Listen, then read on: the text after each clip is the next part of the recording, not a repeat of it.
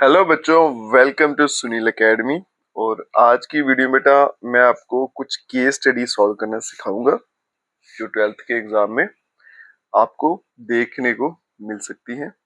तो 3 case study, एक sample paper है बेटा, उसी में से सेक्शन ही है, उनकी केस स्टडी को सॉल्व करना सीखते हैं। और हमने ये एनालाइज किया है कि ज्यादातर प्रोबेबिलिटी में भी बेस थ्योरम, उस पर बेटा केस स्टडी बहुत बार पूछी जाती है। रिलेशन फंक्शन 2 हो गया, ठीक है। और तीसरा आपका जो आता है ना मैक्सिमम मिनिमा, वो 3। तो 3 टॉपिक्स में से ज्यादातर केस स्टडी आपको पूछी जाती है, ठीक है। स्टार्ट करते हैं आज की वीडियो, सॉल्व करते हैं क्वेश्चन। ये क्वेश्चन नंबर 36 क्या है? A technical company is designing a rectangular solar panel. तो यहाँ देखो बेटा, रेक्टेंगुलर शेप का सोलर पैनल है। Installation on a roof using 300 metre of boundary material. तो बाउंड्री में जो मटेरियल लगा वो कितना है? 300 मीटर की बाउंड्री है, ठीक है। The design include a partition running parallel to one of the side dividing the area into two sections। तो बीच में ये आपको बाउंड्री दिख रही होगी, है ना, ये इसके पैरेलल है। अब let the length of the side perpendicular to partition be x, मतलब लेंथ इसकी x है and with parallel to partition भी y, और width इसकी कितनी है? y है, ठीक है। फिर इस पे कुछ क्वेश्चन पूछेंगे। तो पहला क्वेश्चन क्या है? Based on the information answer the following questions. Write the equation for the total boundary material used in the boundary and parallel to the partition in term of x and y। तो सबसे पहले कितना boundary material इस्तेमाल हुआ boundary में वो पता करना है, plus parallel to the partition, partition के पैरेलल जो हुआ वो भी आपको बताना है। फिर एरिया लिखना है बेटा सोलर पैनल का as a function of x. फिर बेटा बोला गया क्रिटिकल पॉइंट फाइंड करिए एरिया फंक्शन के। सेकंड ऑर्डर डेरिवेटिव टेस्ट से क्या करो? मैक्सिमम एरिया फाइंड करो, ठीक है। मैक्सिमम पॉइंट फाइंड करो पहले, उसके बाद मैक्सिमम एरिया, या फिर फर्स्ट ऑर्डर डेरिवेटिव टेस्ट लगाना है। और मैक्सिमम एरिया जो है द कंपनी कैन इंक्लोज, मतलब मैक्सिमम एरिया आपको फाइंड करना है, ठीक है। Considering the parallel partition, parallel partition को कंसीडर करके चलना है। तो आइए बेटा इसको एक एक करके अब सॉल्व करना सीखते हैं। अब देखो यहाँ पे सबसे पहले मैं आपको इसकी डायग्राम क्लियर कर दूं, क्योंकि ये पैरेलल पार्टीशन जो है ना बड़ी कंफ्यूज करती है।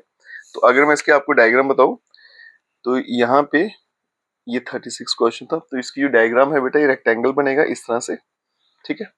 ये एक रेक्टेंगल है और बीच में एक पार्टीशन है, ठीक है। ये पूरी लेंथ इसकी कितनी है? एक्स। रेक्टेंगल की अपोजिट साइड बराबर होती है, और ये विड्थ कितनी है? y। अगर ये y है, ये भी y, तो ये वाली लेंथ भी क्या हो जाएगी? y हो जाएगी। सबसे पहले बोला गया था टोटल बाउंड्री मटेरियल कितना है, ठीक है, वो मुझे पूछा गया था। अब यहाँ पे देखो उसको in term of x and y लिखना था। तो यहाँ बाउंड्री देखो क्या बेटा, x और x कितना बन गया? 2x, y कितने है? 3 प्लस 3y, और ये टोटल कितना था? 300 के बराबर। क्लियर हो गया? पार्ट 1 था हमारे पास। नेक्स्ट था बेटा पार्ट 2। मैं यहाँ से रीड आउट करके बताता हूँ, एक बार पहले बता दिया मैंने। Right the area of solar panel as a function of x, मतलब एरिया को लिखना है as a function of x. तो यहाँ देखो पार्ट 2 में बेटा एरिया ऑफ रेक्टेंगल क्या फॉर्मूला होता है बेटा? Length into breadth. यहाँ लेंथ एक्स है, विड्थ कितनी है? वाई है। अब यहाँ से मैं अगर वाई की वैल्यू निकालूं है, तो यहाँ देखो ये 2x plus 3y is equals to 300 था। तो ये बनेगा बेटा 3y is equals to 300 minus 2x। तो y कितना बन गया मेरे पास? 300 माइनस 2x, और यहाँ पे आ गया 1/3 आ गया। तो y की वैल्यू यहाँ डाल देते हैं, तो बन गया बेटा area is equals to x, y के बदले में क्या आएगा मेरे पास? 1/3। तो मैं इसके साथ ही लिख देता हूँ, और यहाँ पे आ गया 300 माइनस 2x। अब इस x को अंदर मल्टीप्लाई कर देते हैं, 1/3 बाहर रखेंगे, तो क्या आ गया? 300x माइनस 2x का स्क्वायर। और ये बोला गया था बेटा कि एरिया को लिखना है in term of function of x। अब चलते हैं इसके नेक्स्ट क्वेश्चन पे। तो पार्ट 3 में देखो बच्चों क्रिटिकल पॉइंट फाइंड करने थे एरिया फंक्शन के, ठीक है। फिर उसके बाद में मैक्सिमम, आपको लोकल मैक्सिमम फाइंड करना है इसमें, और एरिया की मैक्सिमम वैल्यू कितनी वो मुझे पता करना है। अब यहाँ देखो बेटा ये आ गया मेरे पास एरिया, इसको मैं साइड कर देता हूँ। ये आ गया मेरे पास एरिया फंक्शन। क्रिटिकल पॉइंट निकालने के लिए डेरिवेटिव फाइंड करेंगे बेटा, D upon D x. 1/3 constant बाहर रहेगा, ये क्या बन गया बेटा? 300 माइनस 4x बन गया, ठीक है। फिर क्या करते हैं क्रिटिकल पॉइंट के लिए बेटा, पुट करना होता है 0 फॉर, यहाँ पे फॉर क्रिटिकल पॉइंट्स हमने क्या करना है, इस D A upon D x, इसको 0 पुट करना है। ठीक है, जब इसको 0 पुट करूंगा तो यहाँ पे आएगा 1/3, 300 minus 4x is equals to 0। अब ये भाई साहब तो कांस्टेंट है, ये तो 0 बराबर होंगे नहीं, 1/3 है, तो फिर यही बचा बेटा। तो इसका मतलब 300 माइनस 4x ये किसके बराबर होगा, 0। 300 इक्वल्स टू 4x। ठीक है, ये कट गया इसके साथ, ये आएगा मेरे पास 75। तो x का आंसर बन गया बेटा 75। मुझे सेकंड ऑर्डर डेरिवेटिव टेस्ट लगाना है इसमें। ठीक है, अब आगे देखिए, इसको मैं डिफरेंशिएट करूं, ये यहाँ पे आ गया डी अपॉन डी एक्स, तो डबल डेरिवेटिव यहीं पे फाइंड कर लेते हैं, d two a upon D x का स्क्वायर। तो यहाँ पे देखो 1/3 तो कांस्टेंट ऐसे रहेगा, 300 कांस्टेंट इसकी 0, बाहर 1/3 आ गया, अंदर क्या आएगा माइनस का 4, तो ये बन जाएगा बेटा -4/3। तो डबल डेरिवेटिव ऑफ एरिया, फिर पॉइंट की वैल्यू डालेंगे, x इक्वल्स टू 75, तो उसका आंसर क्या है -4/3, नेगेटिव आ रहा है, लेस देन 0। तो इसका मतलब ये जो पॉइंट है हमारे पास x equal 75 is a point of local maxima. ठीक है, अभी हमने लोकल मैक्सिमा, अब मुझे क्या फाइंड करना है बेटा, एरिया की मैक्सिमम वैल्यू फाइंड करके दिखानी है। तो एरिया में चलते हैं, तो यहाँ पे मैं एरिया फंक्शन लिख देता हूँ और वहां पे फिर एक्स की वैल्यू 75 डालेंगे। ठीक है, तो यहाँ पे देखो बेटा एरिया फंक्शन क्या था मेरे पास, ये था मेरे पास 1/3 और यहाँ पे था बेटा 300 x माइनस 2x का स्क्वायर। मैं इसको जरा चेक कर लेता हूँ। तो ये एरिया फंक्शन ये था हमारे पास, तो अब यहाँ पे क्या करेंगे बेटा, x की वैल्यू 75 डालेंगे, ये 1/3, ये बन गया 300 मल्टीप्लाई 75 माइनस 2x का स्क्वायर, मतलब 75 मल्टीप्लाई 75 दो बार आएगा। तो सिंप्लीफाई करने के लिए अगर तो 75 को बाहर ले लेता हूँ एक, ताकि कैलकुलेशन थोड़ी आसान हो जाए। ये बनेगा बेटा 300, एक बाहर चला गया, ये बन गया 150। ठीक है, ये कैंसिल हो जाएगा, 3 2 6, कैरी 1 25 आ गया, ये बन गया बेटा 25 और ये आ गया मेरे पास 150। दोनों को मल्टीप्लाई करूंगा तो 3750 मीटर स्क्वायर। तो मेरे पास मैक्सिमम एरिया कितना आएगा, 3750 मीटर स्क्वायर। नेक्स्ट उसने बोला था बेटा इसी को आपने सॉल्व करना है, लेकिन अब लगाना मुझे फर्स्ट ऑर्डर डेरिवेटिव टेस्ट। ठीक है, तो ये इसका और पार्ट था। एरिया फंक्शन था मेरे पास बेटा x/3, सीधा लिख देता हूँ, ये 1/3 वाला 1/3, ये आ गया 300x माइनस 2x का स्क्वायर आ गया। ठीक है, अब ये आ गया एरिया फंक्शन, इसमें लगाना था मुझे फर्स्ट ऑर्डर डेरिवेटिव टेस्ट। तो सबसे पहले क्रिटिकल पॉइंट निकालने थे, ये डी अपॉन डी एक्स, ये सेम वैसे ही चलेगा हमारे पास, तो ये आएगा 1/3, यहाँ पे आ गया बेटा 300, यहाँ पे आ गया -4 का x। फिर क्या करना था, क्रिटिकल पॉइंट निकालने थे, पुट करेंगे d A upon D x is equals to 0। जब इसको पुट किया तो वहां से x की वैल्यू कितनी आई थी 75, यहाँ तक तो हमने पहले भी इसको कर रखा हुआ था। ठीक है, अब यहाँ पे देखो बेटा क्या करना है, मेरे पास ये आ गया 75। ठीक है, और मेरे पास डी ए अपॉन डी एक्स, जो फर्स्ट ऑर्डर डेरिवेटिव था वो था 1/3, फिर था बेटा 300 माइनस का 4x था साथ में, -4x। ठीक है, अब इसमें क्या करना होता है मुझे, एक 75 से पीछे वाली वैल्यू डालनी है, एक 75 से बड़ी वैल्यू डालनी है। तो 75 से कम वैल्यू डालते हैं, कोई भी डाल लिया। तो यहाँ पे मैं डाल के देख लेता हूँ, जैसे 70 डाल लेते हैं, तो ये क्या बनेगा बेटा, अगर मैं 70 डालूंगा वैल्यू, तो यहाँ से चेक करना है आपने, 70 इंटू 4 क्या होता है 280, है ना। 300 माइनस 280 करूंगा तो 20 आएगा, पॉजिटिव ही आएगा ना। 75 से बड़ा नंबर 80 डाल के देख लेते हैं, तो ये 320 माइनस 300 नेगेटिव आएगा। तो यहाँ पे देखो बेटा हम लिखेंगे कि हमारा जो डी ए अपॉन डी एक्स है, changes sign from positive to negative. ठीक है, एज इट passes थ्रू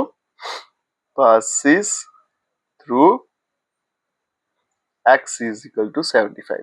ठीक है, तो इसके लेफ्ट में पॉजिटिव है नेगेटिव, तो इसका साइन जो है पॉजिटिव से नेगेटिव चेंज हो रहा है, तो इसका मतलब x इज इक्वल टू 75 जो है is point of local maxima तो अगर नेगेटिव टू पॉजिटिव हो तो फिर लोकल मिनिमा होता है। अब लोकल मैक्सिमम वैल्यू फाइंड करनी थी बेटा, तो वो उसकी वैल्यू डालेंगे एरिया में, एरिया फंक्शन में है ना, तो वो सेम ही रहेगा आपके पास। तो x/3, तो ये कितना था बेटा हमारे पास, यहाँ पे आएगा x/3, फिर आएगा 300 माइनस, यहाँ पे आ गया 300 माइनस 4x, 2x स्क्वायर था, आई थिंक 2x स्क्वायर था, और ये मेरे पास 300 था। ठीक है, तो यहाँ पे x की वैल्यू 75 डालेंगे तो एरिया फिर से हमारे पास जो है वो निकल के आएगा 3750 मीटर स्क्वायर। ठीक है, क्लियर है बेटा ये। अब चलते हैं नेक्स्ट क्वेश्चन। नेक्स्ट क्वेश्चन बड़ा सिंपल सा था बेटा, ये रिलेशन फंक्शन था। एक क्लासरूम टीचर जो है is keen to assess the learning of her student the concept of relation, अपने बच्चों को रिलेशन का कंसेप्ट वो सिखा रहा है। she writes the following 5 relation, से 5 रिलेशन लिखे एक ही सेट पे 1 2 3 पे। ठीक है, R1 R2 R3 R4 R5। the student asked to answer the following question about the above relation। सबसे पहले identify the relation which is reflexive transitive but not symmetric. दूसरा बोला गया बेटा वो रिलेशन बताइए जो रिफ्लेक्सिव है, सिमेट्रिक है लेकिन ट्रांजिटिव नहीं है। तीसरा बेटा आइडेंटिफाई रिलेशन में जो सिमेट्रिक है लेकिन रिफ्लेक्सिव भी नहीं है, ट्रांजिटिव भी नहीं है। या फिर और में था कौन सा पेयर जो है वो ऐड करेंगे R2 में ताकि वो इक्विवेलेंस रिलेशन बन जाए, मतलब रिफ्लेक्सिव, सिमेट्रिक और ट्रांजिटिव बन जाए। तो यहाँ देखिए बेटा पार्ट 1 सॉल्व करते हैं। रिलेशन बताना जो फ्लेक्सिबल है, ट्रांजिटिव लेकिन सिमेट्रिक नहीं है। तो फ्लेक्सिबली क्या होगा बेटा, इन तीनों के पेयर उसमें होने चाहिए, इसमें भी नहीं है, इसमें भी नहीं है, इसमें भी नहीं है। तो यहाँ देखो R4 में है 1 1 2 2 3 3 फ्लेक्सिव है लेकिन सिमेट्रिक नहीं होना चाहिए। सिमेट्रिक देखेंगे अगर 1 1 इसका 1 1 ही होगा उल्टा, इसमें है 1 2 का उल्टा का 2 1, तो ये सिमेट्रिक नहीं है। फिर देखेंगे ट्रांजिटिव, क्या ये ट्रांजिटिव है, ये 1 1 1 2 का पेयर बन गया, 1 1 छोड़ देंगे तो 1 2 इसमें है और 1 1 का पेयर किसी से नहीं बना। अब 1 2 का पेयर बनाते हैं बेटा, 2 2 के साथ बनेगा, 2 2 हटा देंगे, 1 2 इसमें है। ठीक है, और पेयर नहीं बन रहे। तो R4 जो है बेटा रिफ्लेक्सिव भी है, ट्रांजिटिव है लेकिन सिमेट्रिक नहीं है। फिर चलते हैं R5 पे, इसमें 1 1 2 2 3 3 है। ठीक है, ये रिफ्लेक्सिव है, सिमेट्रिक नहीं होना चाहिए। 1 1 का बिल्कुल ये रहेगा, 1 2 का 2 1 है, 3 3 का 3 3 रहेगा, 2 2 का 2 2, 2 1 का 1 2 बिल्कुल है, 2 3 का क्या होगा 3 2, 3 2 का 2 3। तो ये सिमेट्रिक भी हो गया लेकिन सिमेट्रिक नहीं होना चाहिए था। तो सिर्फ R4 ही इसका सही आंसर है। नेक्स्ट है बेटा वो रिलेशन जो रिफ्लेक्सिव है, सिमेट्रिक है लेकिन ट्रांजिटिव नहीं है। तो फ्लेक्सिव के लिए बेटा तीनों पेयर होने चाहिए सबसे पहले, है ना।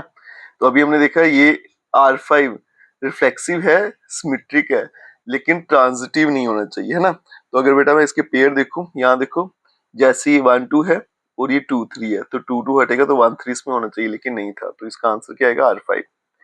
फिर वो रिलेशन बताइए जो सिमेट्रिक है, ना ही रिफ्लेक्सिव है और ना ही फिर हमारे पास ट्रांजिटिव है। ठीक है, तो एक ऐसा रिलेशन बताना बेटा जो क्या हो, सिमेट्रिक हो लेकिन रिफ्लेक्सिव भी नहीं हो, ट्रांजिटिव नहीं है।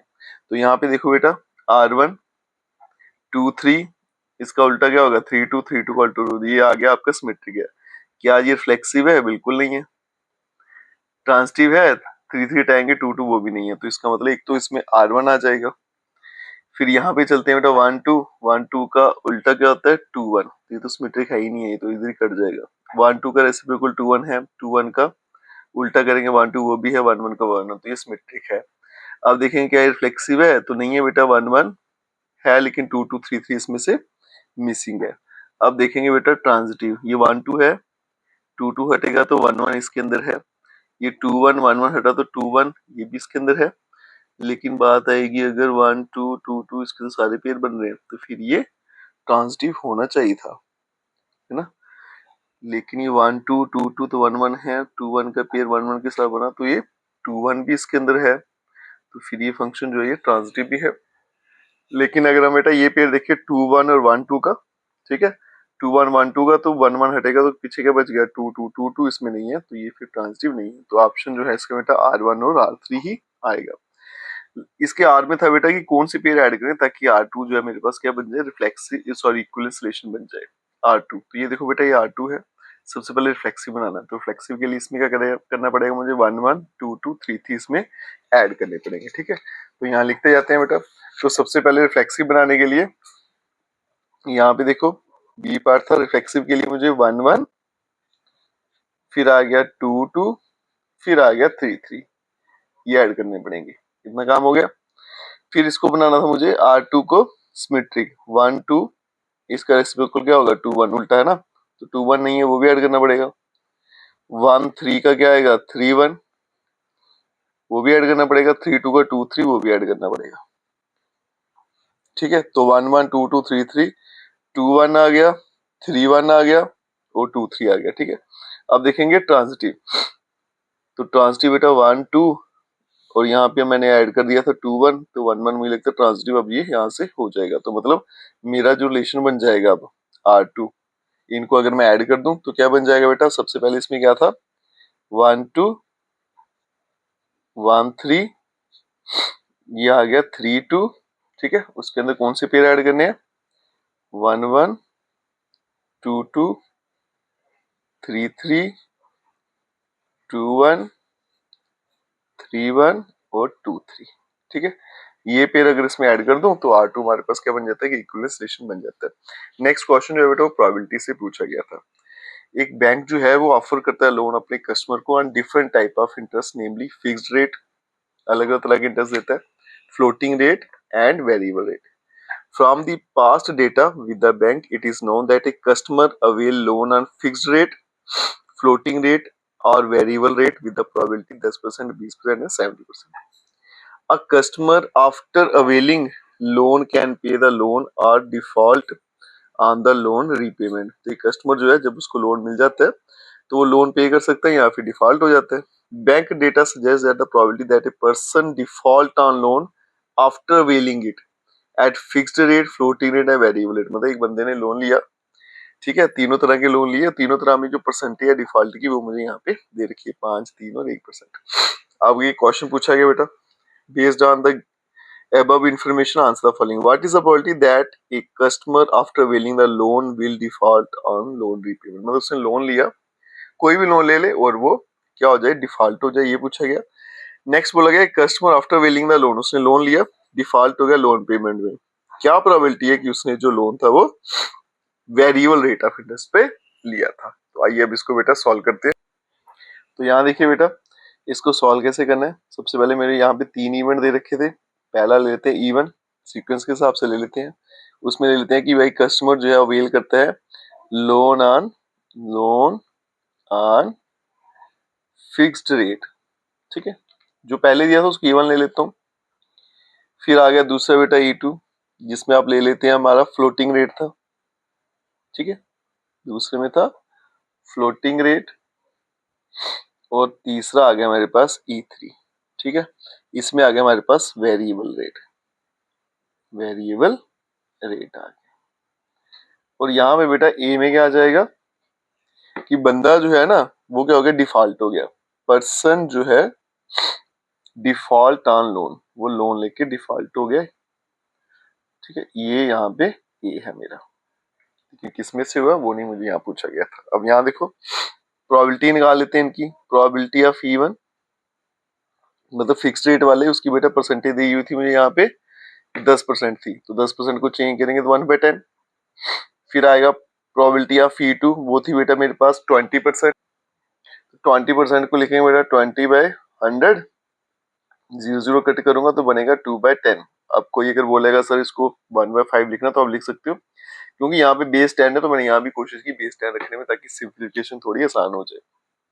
फिर आगे बेटा probability of E3 variable rate वाला। ठीक है, उसका दे रखा मुझे 70%, तो ये बनेगा 70/100, एक 0 कैंसिल करेंगे तो 7/10 हो गया। फिर आ गया बेटा प्रोबेबिलिटी ऑफ A/E1। ठीक है, वो मुझे दे रखा सबसे पहले 5% थी, तो बनेगा बेटा 5/100। ठीक है, बेस वही रखेंगे। प्रोबेबिलिटी ऑफ A/E2, वो था हमारे पास 3%, तो बनेगा 3/100। फिर आएगा बेटा प्रोबेबिलिटी ऑफ A/E3, और वो हमारे पास आ जाएगा 1% था 1/100। ठीक है, बेस सेम रखने से क्या होता है सिंप्लीफाई करने में आसानी हो जाती है। अब आज चलते हैं बेटा फर्स्ट पार्ट में। क्या बोला गया था, क्या प्रोबेबिलिटी कस्टमर जो है उसने लोन लेने के बाद डिफॉल्ट हो गया, मतलब ए की प्रोबेबिलिटी मुझे फाइंड करनी है। तो अगर आपको बेटा इसका फॉर्मूला याद हो, प्रोबेबिलिटी ऑफ ए जो होती है, ठीक है, वो किसके बराबर होती है, यहाँ पे फॉर्मूला लिख देता हूँ। ये होता है बेटा प्रोबेबिलिटी ऑफ E1, यहाँ पे आएगा प्रोबेबिलिटी ऑफ A/E1, फिर आएगा प्रोबेबिलिटी ऑफ सेकंड इवेंट, उसके साथ में आएगा बेटा A/E2, फिर आ गया बेटा प्रोबेबिलिटी ऑफ E3 और यहाँ पे probability of A upon E3 आएगा। तीन ही वर्ड थे मेरे पास, तो A की प्रोबेबिलिटी मुझे पूछी गई थी, तो प्रोबेबिलिटी ऑफ E1 अब यहाँ से उठा उठा के वैल्यू डालते जाएंगे, ठीक है। तो सबसे पहले क्या थी बेटा 1/10 और इसकी थी 5/100।